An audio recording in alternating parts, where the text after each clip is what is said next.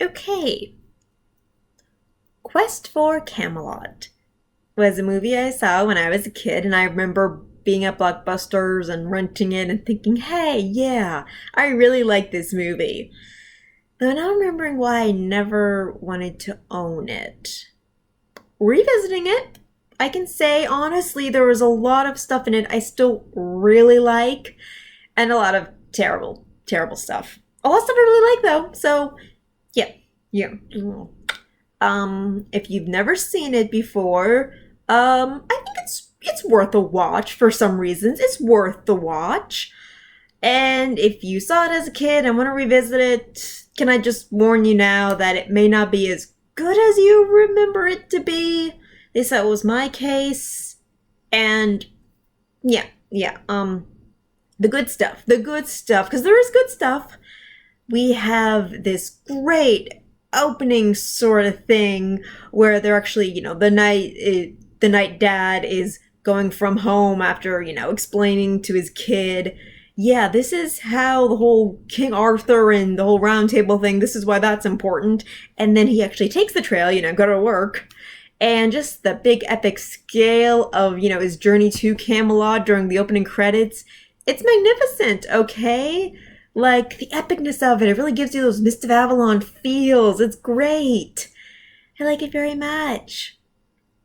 Like, it is painted by very good people. The actual animation movements, some are good, some are clumsy and blobby and messy. Yeah, it's a mixed thing. It's a really mixed thing. It's like their, budget went to some areas, but not to all. It wasn't spread out evenly. Yeah, that's making it a little hard to enjoy. Yeah. The animation, though, is very interesting in other parts, mostly for its Forbidden Forest. Its Forbidden Forest is fantastic. It's like, I loved it when I was a little kid, and I still love rewatching it now. It is just a strange and magical thing where everything is alive and everything's kind of terrifying. It's beautiful and yeah. In Snow White, she thought all the trees had scary faces. And this forest, they don't have scary faces, but they do have hands made of thorns to grab you, and all the plants and rocks do want to eat you if you step on them. Unless you do it nicely, unless you, catch them when they are on their slow tread to certain areas. Yeah, and water seems to go at its own speed at certain places.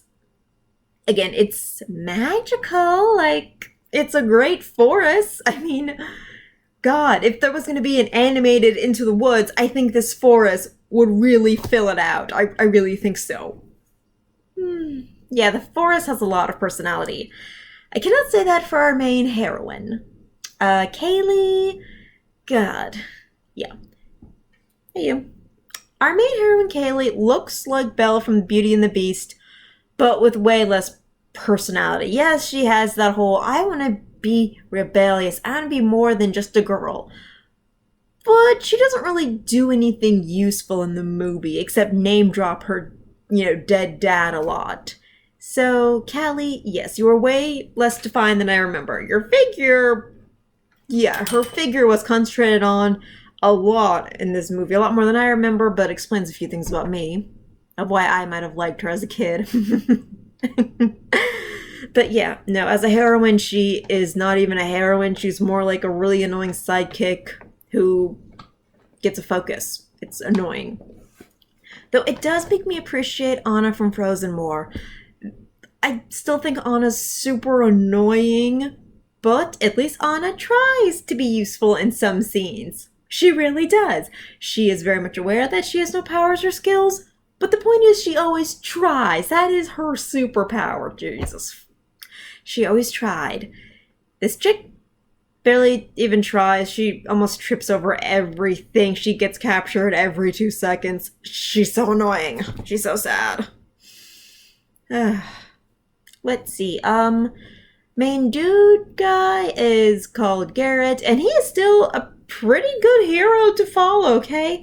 If you don't remember, he's blind, but he knows the forest so well and he trusts it and kind of just goes off his instincts and has a pretty falcon to, kind of like echolocate for him. Yeah. He's okay as a hero. Yeah, follow him because, yeah, when what's her name isn't yapping all over, he can hear things and can, fight and avoid trouble pretty well because, again, he works with the forest. He's okay. He's fine.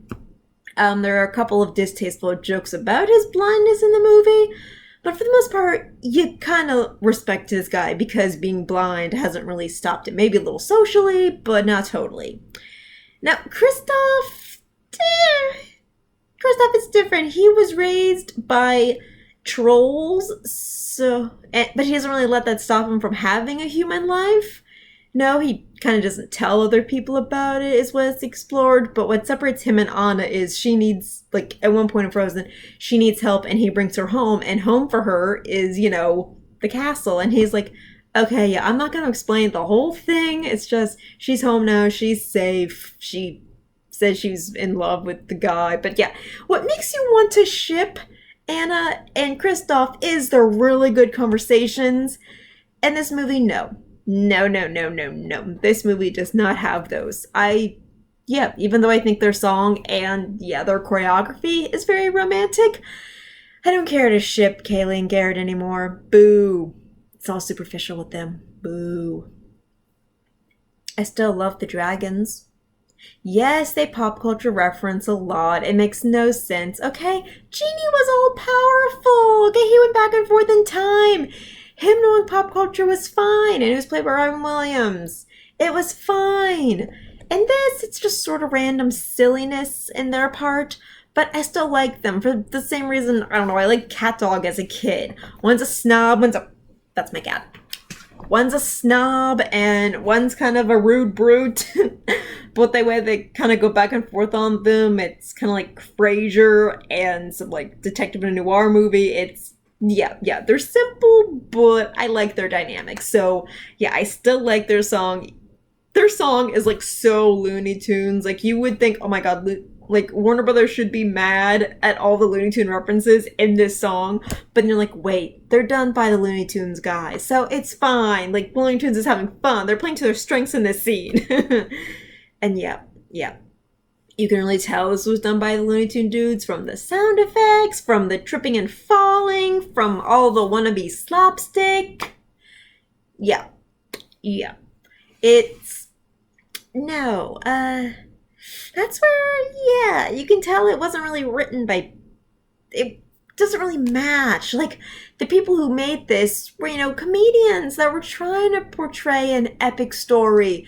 But instead, the epic story comes out muddled and silly. It's like, you're all dressed up, but still, you don't pull it off. And that's a weakness in this movie. It is.